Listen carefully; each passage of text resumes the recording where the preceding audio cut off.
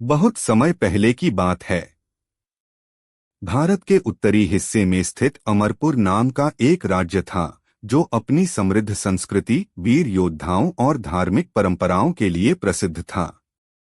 यहाँ के लोग न सिर्फ बहादुर थे, बल्कि अपने रिश्तों को भी बहुत अहमियत देते थे। इस राज्य में एक बहन भाई की जोड़ी रहती थी, राजकुमारी सौम्या और राजकुमार अजय।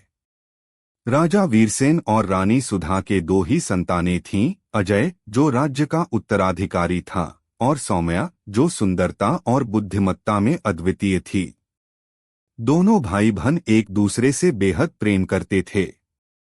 जब अजय तलवारबाजी और युद्ध की शिक्षा लेता, तो सौम्या भी उसके साथ मैदान में आ जाती और उसे प्रोत्साहित करती।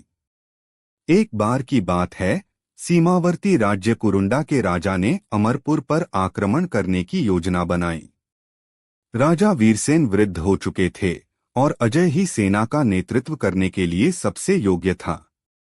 युद्ध की तैयारी जोरों पर थी। अजय ने अपनी तलवार को साफ किया, घोड़े पर अभ्यास किया और सेना के साथ युद्ध की रणनीति पर चर्चा करता रहा। लेकिन एक व्यक्ति सबसे अधिक चिंतित थी, राजकुमारी सौम्या। युद्ध की पूर्व संध्या को सौम्या चुपचाप अपने कमरे में गई, एक रेशमी धागा लिया, उसमें हल्दी और चंदन का लेप लगाया और एक छोटी सी पूजा की। फिर वह सीधा अपने भाई अजय के पास गई और बोली, भैया, आज मैं तुम्हें यह रक्षा सूत्र बांधना चाहती हूँ। यह न सिर्फ तुम्हारी रक्षा के लिए है, बल्कि मेरी आस्था का प्रतीक भी है। जब भी तुम इसे देखोगे, तुम्हें याद रहेगा कि तुम्हारी बहन तुम्हारी सलामती के लिए प्रार्थना कर रही है। अजय ने मुस्कुराकर हाथ बढ़ाया।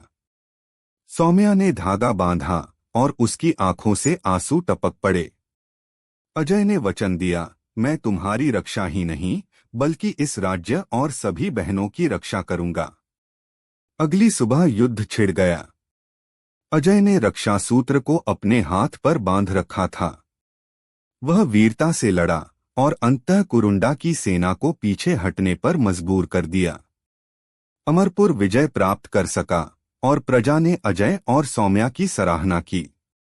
राजा ने ऐलान किया कि अब हर साल श्रावण पूर्णिमा को रक्षाबंधन का पर्व मनाया जाएगा, जिसमें बहनें अपने भाइयों को रक्षा सूत्र बांधेंगी और भाई उनकी सुरक्षा का संकल्प लेंगे। धीरे धीरे यह परंपरा पूरे भारत में फैल गई। कृष्ण और द्रौपदी की कथा। महाभारत में जब श्री कृष्ण की उंगली कट जाती है, तो द्रौपदी अपनी साड़ी का एक टुकड़ा फाड़कर उनकी उंगली पर बांध देती है। कृष्ण उस दिन वचन देते हैं कि जब भी द्रौपदी संकट में होगी, वे उसकी रक्षा करेंगे। चीरहरण के समय वही वचन निभाया गया। इतिहास में रानी कर्णावती ने मुगल सम्राट हुमायूं को राखी भेजी थी, जब चित्तौड़ पर आक्रमण का खतरा था। हुमायूं ने राखी का मान रखते हुए सेना भेजकर रानी की रक्षा की।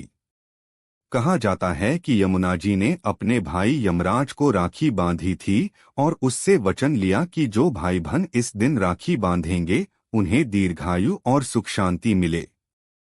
वर्तमान समय में भी रक्षाबंधन एक अत्यंत भावनात्मक पर्व के रूप में मनाया जाता है। बहनें अपने भाइयों की कलाई पर राखी बांधती हैं, तिलक करती हैं, मिठाई खिलाती हैं और उनके सुख समृद्धि की कामना करती हैं। भाई बदले में उपहार देते हैं और जीवन भर रक्षा का वादा करते हैं। समय के साथ यह पर्व सिर्फ भाई बहन तक सीमित नहीं रहा। अब इसे रक्षा और सम्मान के प्रतीक रूप में भी देखा जाता है। कई स्थानों पर महिलाएं सैनिकों को राखी बांधती हैं, बहनें अपने दोस्तों को राखी बांधती हैं, और यह पर्व एक समरसता और आपसी विश्वास का प्रतीक बन गया है। रक्षाबंधन सिर्फ एक धागा नहीं, बल्कि वह भावना है जो एक दूसरे की सुरक्षा, प्रेम और भरोसे से बंधी होती है। यह पर्व हमें याद दिलाता है कि रिश्तों की डोर विश्वास और आत्मीयता से मजबूत होती है, न कि केवल परंपरा से।